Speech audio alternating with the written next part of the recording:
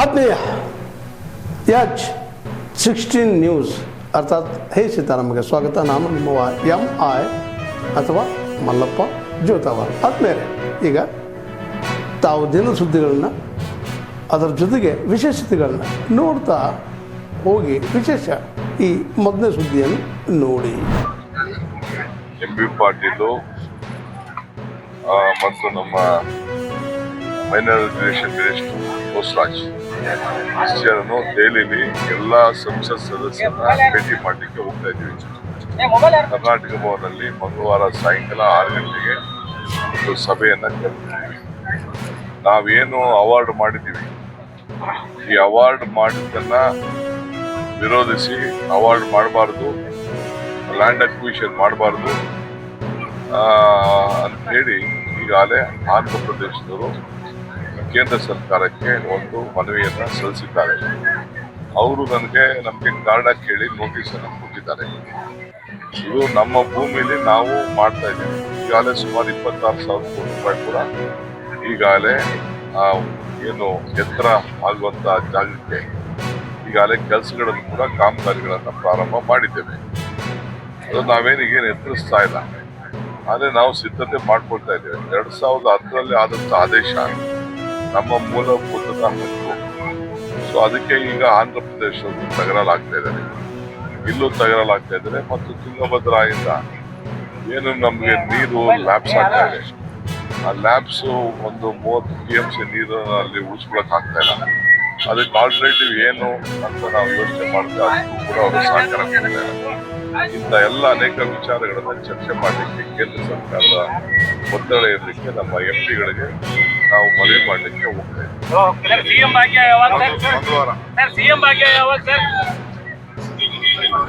ಆದ್ರೂ ಕೂಡ ನುಡಿದಂತೆ ನಡೆದಿದ್ದೇವೆ.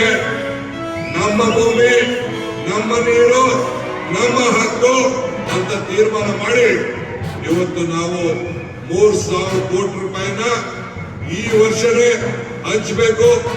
ಈ ವರ್ಷದಲ್ಲಿ ಸಾಲವನ್ನು ಸಿದ್ಧಿಲ್ಲ, ಇನ್ನೆಲ್ಲ ಹಣವನ್ನ ಹಂಚಬೇಕು ಅಂತೇಳಿ ನಮ್ಮ ಸರ್ಕಾರ, ಸಿದ್ದರಾಮಯ್ಯ ಸರ್ಕಾರ ಬಲಿಷ್ಠವಾದಂತಹ ತೀರ್ಮಾನವನ್ನ ನಿಮಗೋಸ್ಕರ ಇವತ್ತು ನಾವು ಮಾಡಿ ಇವತ್ತು ಚೆಕ್ಕನ್ನು ಹಂಚಲಿಕ್ಕೆ ಇವತ್ತು ನಾವು ಬಂದಿದ್ದೇವೆ. ನನಗೂ ಸಮಾಧಾನ ಇದೆ. ಕಾವೇರಿ ವಿಚಾರದಲ್ಲಿ ನಮ್ಮ ಹೋರಾಟ ಜಯ ಸಿಕ್ಕಿದೆ. ಮೇಕೆದಾಟು ಅಣೆಕಟ್ಟೆ ಯೋಜನೆಗೆ ಸುಪ್ರೀಂ ಕೋರ್ಟ್ ನ್ಯಾಯ ಒದಗಿಸಿಕೊಟ್ಟಿದೆ. ಕೆಲವು ರೈತರು ನಾನು ಹೇಳಿದೆ, ನೀವು ಕೋರ್ಟ್ಗೆ ಹೋಗ್ಬೇಡಿ,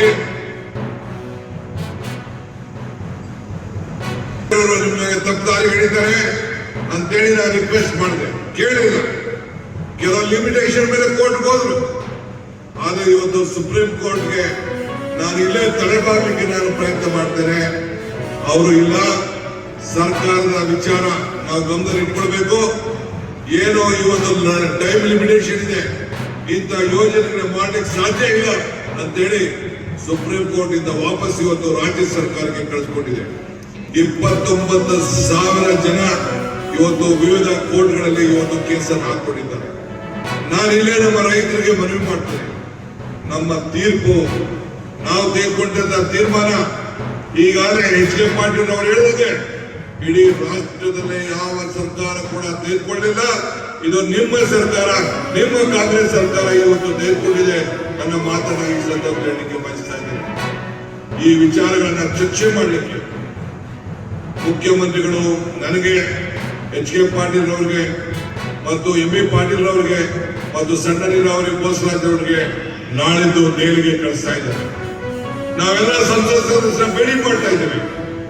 ಭೇಟಿ ಮಾಡಿ ಅವರಿಗೆ ಮನವರಿಕೆಯನ್ನು ಮಾಡಿಕೊಂಡು ಕೇಂದ್ರ ಸರ್ಕಾರದ ಮೇಲೆ ಒತ್ತಡವನ್ನು ಹೇರಿ ಈ ತೀರ್ಪಿಗೆ ಅನುಷ್ಠಾನವನ್ನು ತರಬೇಕು.